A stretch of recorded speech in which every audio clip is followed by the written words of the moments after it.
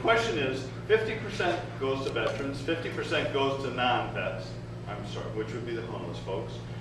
So, but it says here, only a small percent are veterans. Why are 50% of the money goes to veterans? Why? Okay, the levy is passed, 50% of the money will go to veterans, period. Now, why will 50%? Because they are a smaller population of the homeless population. One is, I wrote it, I'm greedy, I'm a veteran, I want to make sure that our veterans are protected when they come back to the service, when they come back to their duties. I'm a Vietnam veteran. It wasn't rosy when we came back. It was not rosy. If there are Vietnam veterans in this room, you can ask them that, and they'll tell you what it was like. I was grateful for the state. They gave me $300, and all I had to do was just show that I was a veteran. We have veterans coming home now who, when they get home, it's a brand new battlefield for them. It's just a new battlefield. And they have problems. Now, don't leave here with a thought in my mind that I'm saying all veterans come back that way. That's not what I'm saying. There is a portion that continue to need our help. VA cannot provide all the resources. They do their best, but they're short funded. Thank you. And Jack? Well, I find it interesting that we have managed to mix and match. We have in existence an organization who could take this $1.2 million per year that that the county would collect, mandate out of your property tax. We could give that to the United Way and double the funding they currently have. Imagine what impact that would have on the community, and it would not necessarily be as restrictive as Leif would have us believe this levy would be. So how we spend our money with respect to taking care of those in this community ought to be our choice and not the choice of the county commissioners. I am a veteran. I am a member of the American Legion Post 245 in Paulsboro. We care about veterans. This levy is not the answer.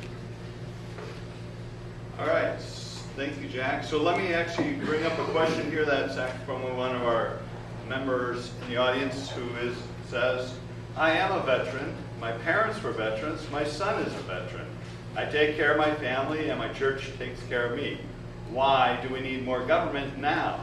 Why grow government and taxes?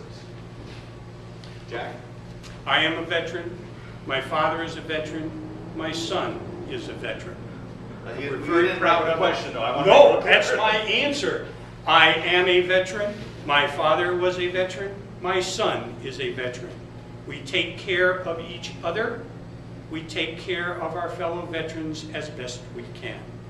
There is no need for the county or the state to be involved at this level to try and provide those services for us.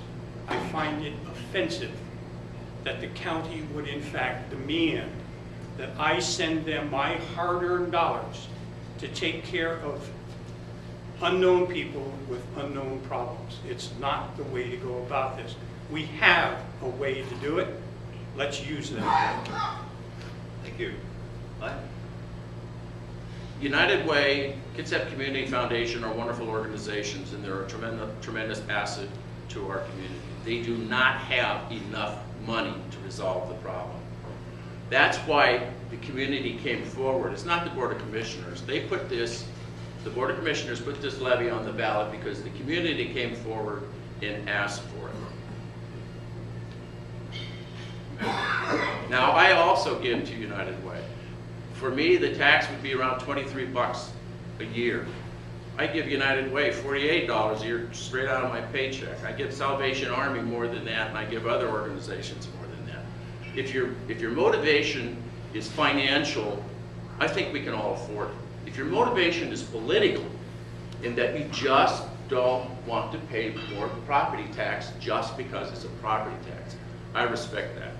But I'm voting for this levy because it's going to help our community. It's part of our community. So now kind of a more specific question that we have from the audience, which is getting into some applications of the levy. And the question is, does unemployment benefits to veterans prevent them from getting extra help through the levy? Life? Right now, the parameters in regards to income eligibility have not been set, and that will be done through the Service Improvement Plan. Right now, the county's Veterans Assistance Fund has a limit of $1,300 a month income eligibility. So if you're making more than $1,300 a month and you're single, that's the single rate, and the eligibility goes up based on parents. It's 150%, or based on family members. It's 150% of poverty. So more than likely, I would assume that an income eligibility would be there. Whether or not an unemployment benefit is less than that amount, then they probably would be eligible. Thank you. Under state law and incorporated in the county existing county program are very specific guidelines as to what a veteran is and who is eligible to receive veterans funds. And in general, if you have received an other than honorable discharge, you are not eligible for assistance. Now, we have an existing manual that tells us how we should in fact deal with veterans in need in the county. Apparently, we're going to spend some time and energy to rewrite some additional or different guidelines for this new proposed levy. I don't understand why we would do that. The second part of this is the existing levy, the existing tax that we are currently paying, does in fact provide apparently all we need because the commissioners are not continuing to fund it at appropriate levels. Thank you. And same with you, Jack. The question is, if the levy passes, won't we get an influx of homeless to the area? God, I hope not. I really think that because King County passed theirs first, and they seem to be a lot more liberal than we are, and they've got better underpasses, maybe some of those, the people who migrate towards where the free money is will go over there instead of over here. Look, we have a homeless problem. There's no question about that.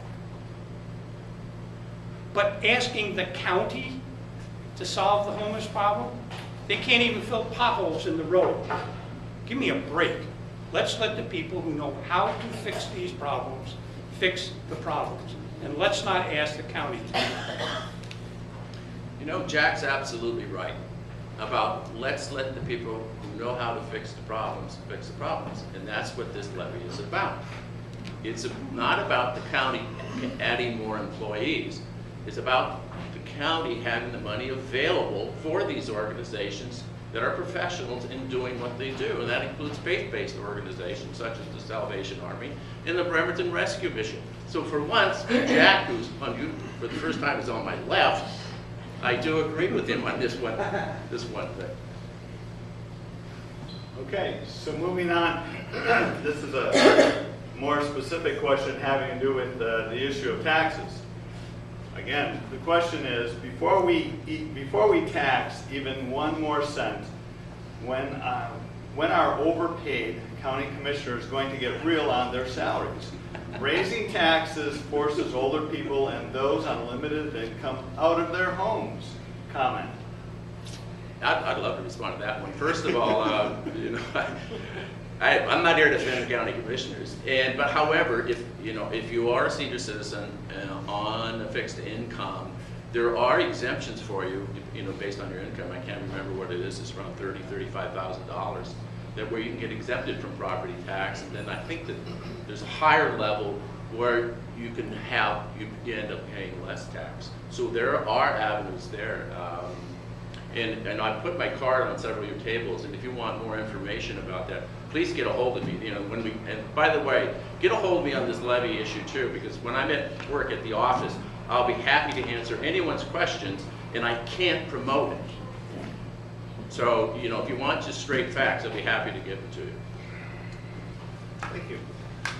And Jack? You want me to read the question again? Or No, you need not. Thank you. Elderly people who take advantage of tax deferral on property tax do nothing more than establish a lien on their property that will be paid when either the property is sold or they die and it goes into estate. It defers the tax, it does not forgive the tax. With respect to county commissioners' salaries, that's not the issue. The issue is, what is our tax dollar in total going for? About 3 years ago when we started this, we have a real budget crisis. We had 1,200 employees in city government or in county government. We still have about 1,200 employees in county government. We're now down to a perpetual 3-day weekend with benefits. My friend here is in fact an employee of the county. 3 days a week. 3 days a week. Going down to 2.5. Go ahead. Thank you. All right, so we're ready to move on to the next question. And this has to do with the fact that if this levy passes, there's going to be creation of two citizens councils for oversight, which means one for the veterans money and one for the homeless money, just to be clear for the audience. So the audience member asked, 2 citizen councils for oversight means inflated government costs. Meeting place, utilities, papers, secretarial, hidden costs, another form of growing government. Comment? Well, I'm going to have to agree with that. Right now, the existing fund pays out about $55,000 a year in salaries and benefits for an individual to work about half-time, which would lead me to believe that that individual is now spending more than half each day working to support the existing fund, which apparently is not large enough to support veterans. I do not see how we can have a fund that would be virtually 5 times as large and not have additional administrative costs being taken out of it.